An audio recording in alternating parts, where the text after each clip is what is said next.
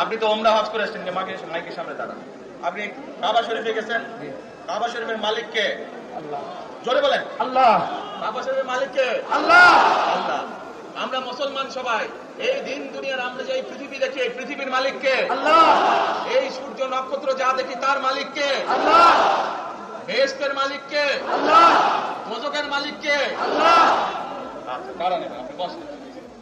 আপনারা সকলেই সাক্ষী দিলেন দোজখের মালিক আল্লাহ, বেহেশতের মালিক আল্লাহ, এই পৃথিবীর মালিক আল্লাহ, কাবার মালিক আল্লাহ। আরে ভাই, যেটার মালিক আল্লাহ সেটা কি অন্য কেউ দেওয়ার ক্ষমতা রাখে? রাখে না। তাহলে কি দাঁড়ালো? নির্বাচনের আগে একটি দল এই দিব ওই দিব বলছে, টিকিট দিব বলছে না? যেটার মালিক মানুষ না, সেইটার কথা যদি সে বলে এক, সেরে কি করা হচ্ছে? হচ্ছে না? যার মালিক আল্লাহ